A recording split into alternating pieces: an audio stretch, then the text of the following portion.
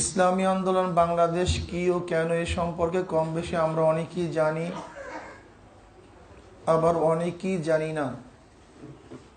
যারা জানি তাদের উচিত যারা জানি না তাদেরকে জানানো, আর যারা জানি না তাদের উচিত জানা, শিখা।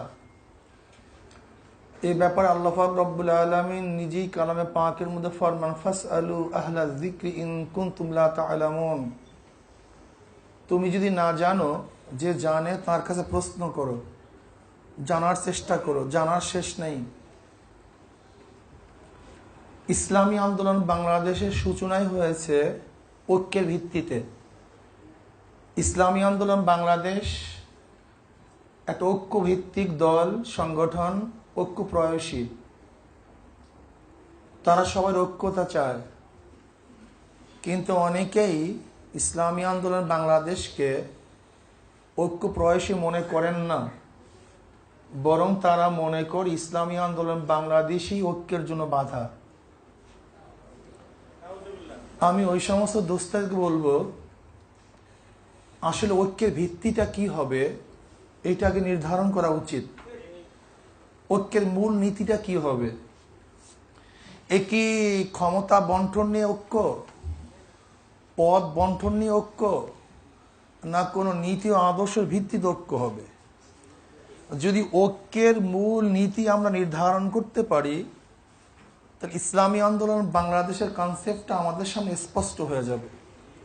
ইসলামী আন্দোলন বাংলাদেশ কি চায়, কেন তারা সবার সাথে ঐক্য করতে পারে না, কেন তারা সবার সাথে মিলতে পারে না, কেন তারা সবার সাথে জোট করতে পারে না। এই প্রশ্নগুলির জবাব চলে আসবে যদি ঐক্যের মূল নীতি আমরা বুঝতে পারি। ইসলামী আন্দোলন বাংলাদেশ ক্ষমতা ভিত্তিক ঐক্যকে বিশ্বাস করে না। তারা কি মনে করে, কেউ ক্ষমতায় গেলেই দেশ কল্যাণমুখী হয়ে যাবে। ব্যাপারটা এরকম না। আমরা অনেকেই বাংলাদেশের ক্ষমতার মসনদে দেখেছি, কিন্তু সাথে সাথে বাংলাদেশের মানুষ বাঁচার জন্য, শান্তির জন্য আবার মাঠের মধ্যে আন্দোলন করতেও দেখেছি। রক্ত দিয়েছে, জীবন দিয়েছে। আজকেও হাজারো মানুষ তারা জেলখানা আবদ্ধ অবস্থায় আছে। তাই ক্ষমতা ভিত্তিক ঐক্যে মানুষকে কল্যাণ দিতে পারে না, নাজাত দিতে, মুক্তি দিতে পারে না। ক্ষমতা ভাগাভাগির ঐক্য। আপনি কিছুদিন মন্ত্রী হবেন, আমি কিছুদিন মন্ত্রী হব। আপনি কিছুদিন সভাপতি হবেন, আমি কিছুদিন জয়েন্ট সেক্রেটারি হব, সেক্রেটারি জেনারেল হব। এইভাবে যদি নেতৃত্বের ঐক্য ভাগ করি, তাও স্থায়ী না। আপনি কয়জনকে সভাপতি বানাবেন, কয়জনকে আপনি সেক্রেটারি জেনারেল বানাবেন? এতে সর্বসাধারণের লাভটা কি হবে, উপকারটাই বা কি হবে? এই সাধনার লাভটা কি, উদ্দেশ্যটা কি? তাহলে দেখা গেল আসলে নেতৃত্বের ভাগাভাগির ঐক্য ইসলামী আন্দোলন বাংলাদেশ পছন্দ করে না, এটাতে বিশ্বাসী না। ইসলামী আন্দোলন বাংলাদেশ তারা বিশ্বাস করে নীতি ও আদর্শের ঐক্য। নীতি ও আদর্শের ঐক্য। ইসলামী আন্দোলন বাংলাদেশ যেখানে নীতি ও আদর্শ পাবে, সেখানে তাদের নেতৃত্বকে জলাঞ্জলি দিয়েও তাদের সাথে তারা ঐক্য করবে। আমাদের মূলনীতি কি? আমাদের শায়খ মুর্শিদ নব্বরাল্লাহু মারকাদাহু আমাদেরকে যেই মূল নীতি দিয়ে গিয়েছেন, আল্লাহ পাকের শুকর, এক চুল পরিমাণও আমরা সেই নীতি এবং আদর্শ থেকে হটি নাই, আমাদের পদচ্যুতি ঘটে নাই। আব্বা কি বলছেন, শায়েখ কি বলছেন, যে দেখো আওয়ামী লীগের বাবারা, হে আমার বিএনপির বাবারা, আজকেও যদি তোমরা ইসলাম হুকুমাত কায়েম করো, আমি ফজলুল কিন্তু তোমাদের গোলাম হয়ে যাব। ক্লিয়ার কাট কথা। এই বক্তব্যগুলি দিয়ে স্পষ্ট দিয়েছেন যে আমরা আওয়ামী লীগের বিরোধী নই, আমরা বিএনপির বিরোধী নই, আমরা জাতীয় পার্টির বিরোধী নই। এমনকি তিনি কি বলেছেন, জামাতও যদি তাদের আজকে অবস্থান থেকে ফিরে আসে, কোন অবস্থান থেকে? হক্কানি উলামায়ে কেরাম তাদের উপরে কোরআন ও হাদিসের ভিত্তিতে যে প্রশ্নগুলি তুলছে, সেই সমস্ত প্রশ্নগুলি জবাব যদি তারা কার্যক্ষেত্রে দিতে পারে, লিখনিতে এবং বাস্তবে যদি তাদের আকীদা এবং বিশ্বাস থেকে তারা সরে আসে, আহলে সুন্নাত ওয়াল জামাতের আকীদা তারা গ্রহণ করে, তাহলে জামাতের সাথে আমাদের শত্রুতা নেই।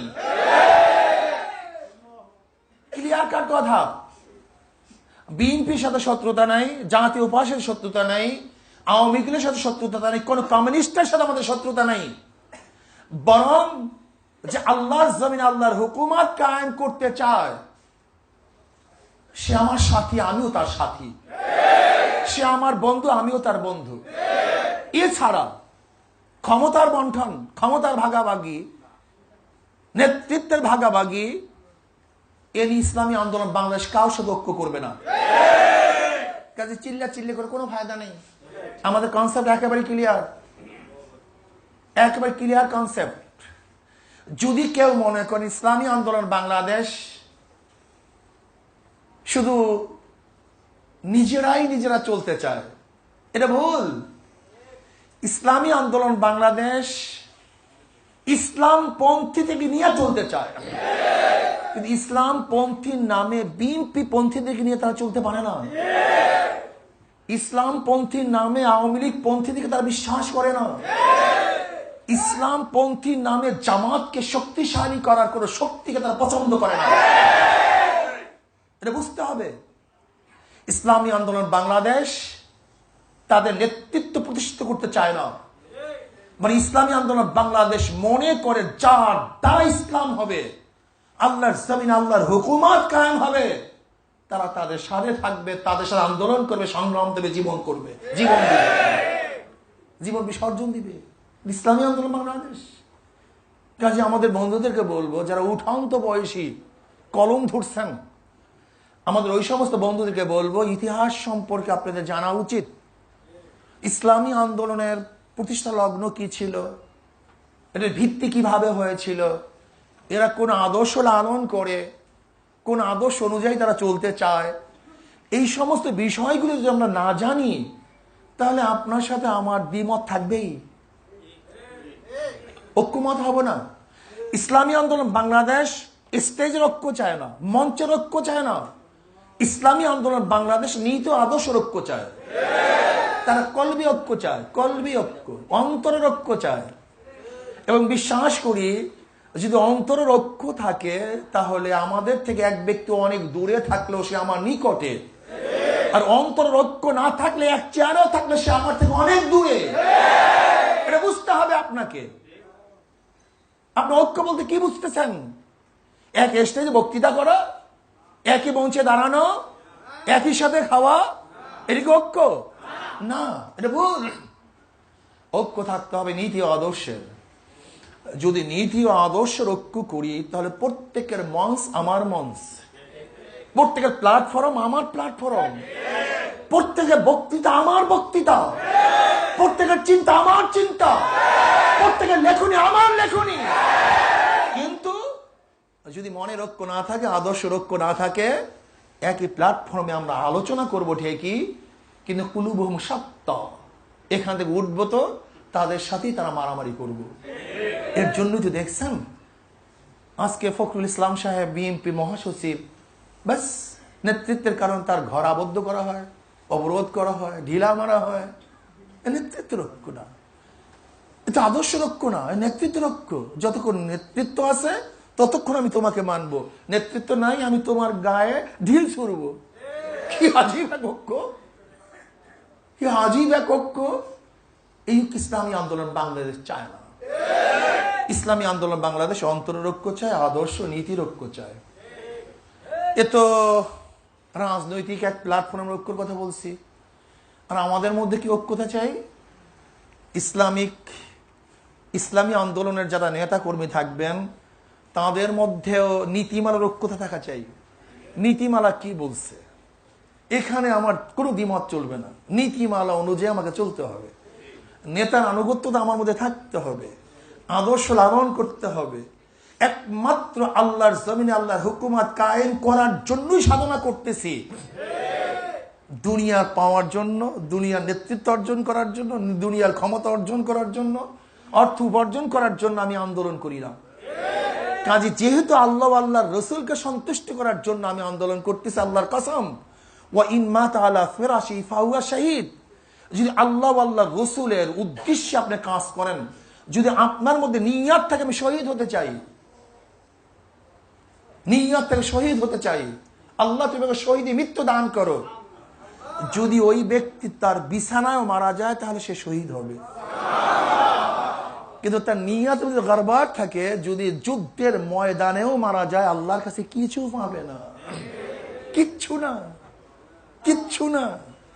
কাজে আপনাদের নিয়তকে সহি করতে হবে, এখানে ঐক্যবদ্ধ হতে হবে, আমাদের নিয়ত সহি, নীতিমালা অনুযায়ী আমরা চলবো, সাংগঠনিক শৃঙ্খলা মেনে চলবো। নেতারা যে আদেশ করেন আমার বুঝে আসুক অথবা নাই আসুক, শরিয়া সম্মত পর্যন্ত আনুগত্য করবই করব, এখানে কোনো দ্বিমত করব না। আমি যেটা ভালো মনে করি এটা ভালো নয়, বরং সংগঠন যেটাকে ভালো মনে করে সেইটাই ভালো। আমি যেটাকে ভালো মনে করি এটা ভালো নয়, বরং আমার নেতা যেটা ভালো মনে করে সেইটাই ভালো হবে। কি বলা ঠিক না? হ্যাঁ, আমার চেয়েও যদি দুর্বল কোনো ব্যক্তিকে আমার উপরে নেতৃত্ব প্রদান করে আমাকে মানতে হবে।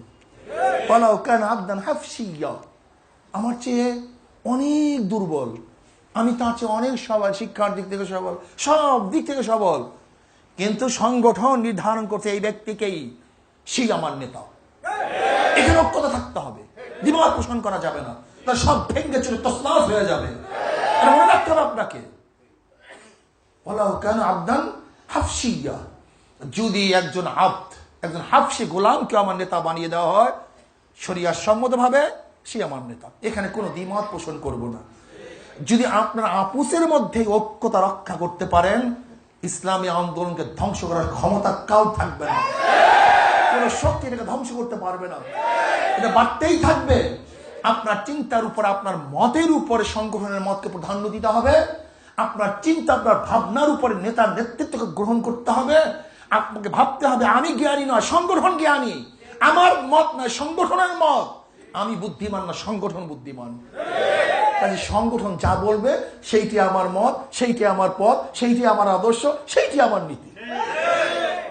যদি এই কনসেপ্টের উপরে চলতে পারেন, এই সংগঠন ভাঙবে না, কেউ ধ্বংস করতে পারবে না, এটার ক্ষয় হবে না, এটা বাড়তেই থাকবে। কাজে আল্লাহ পাক রব্বুল আলামিন আপনাকে আমাকে এই কথাগুলি মানার তৌফিক দান করেন। আর আগামীতে নির্বাচন আসতেছে, ইউপি নির্বাচন। ইউপি নির্বাচন ইসলামী আন্দোলন বাংলাদেশ অংশগ্রহণ করবে নাকি ভাই? সাধ্য অনুযায়ী তারা চেষ্টা করবে, সাধনা করবে। বলতে পারেন হুজুর নির্বাচনের অবস্থা খুবই খারাপ। হ্যাঁ, খারাপ ঠিকই আছে, কিন্তু নির্বাচনের আগ দিন পর্যন্ত তো মাঠ তো আমাদের থাকবে। হ্যাঁ, নির্বাচনের আগের দিন পর্যন্ত মাঠ তো আমাদের থাকবে। সমস্যা কি? দাওয়াত চলতে থাকবে, ঘরে ঘরে হাত পাকার বাতাস লাগাতে হবে, ইসলামের আদর্শ সব জায়গায় ছড়িয়ে দিতে হবে, সবাইকে ভাবতে হবে ইসলামের বাহিরে কোনো শান্তি থাকতে পারে না, ইসলামের বাহিরে কোনো আদর্শ চলতে দেওয়া হবে না ইনশাআল্লাহ। জেনা ধর্ষণ মুক্তের জন্য ইসলামী আদর্শই যথেষ্ট, অন্য কোন আদর্শ জেনা এবং ধর্ষণকে মুক্ত করতে পারে না। চুরি, ডাকাতি, বদমাশি, ঘুষ এগুলি বন্ধ করার জন্য একমাত্র প্ল্যাটফর্ম ইসলামী আন্দোলন বাংলাদেশ, ইসলামী আদর্শ। কি হলো ঠিক না? কাজী নির্বাচনের আগের দিন পর্যন্ত মাঠ আমাদেরই, কে নিবে? কাজী হাত পাখার সেই শান্তির বাতার যেন সমস্ত ঘরে ঘরে পৌঁছাতে পারি, সেই চেষ্টা সাধনা আপনাকে আমাকে করতে হবে, ঠিক না? আল জিহাদু হুয়া দুআউ ইলা দীনিল হক ওয়াল কিতালু মান লাম ইয়াকবালহু। জিহাদ শব্দের অর্থ তো মানুষকে দাওয়াত দেয়া, যে গ্রহণ করবে না তার বিরুদ্ধে লড়াই করা, ঠিক না? কাজী আমরা তো দাওয়াত দেব, দাওয়াত। কাজী নির্বাচনকে কেন্দ্র করে যত বেশি দাওয়াত দেয়া যায়, অন্য কোনো সময় এত দাওয়াত দেয়া যায় না। কাজী নির্বাচনে অংশগ্রহণ করব, দাওয়াতি কাজ করব, সাধ্য অনুযায়ী চেষ্টা করব। আল্লাহ পাক রব্বুল আলামিন আমাকে এবং আমাদের সবাইকে এই আদর্শ লালন করে পালন করে আমাদের শেষ জীবন ত্যাগ করার তৌফিক দান করেন।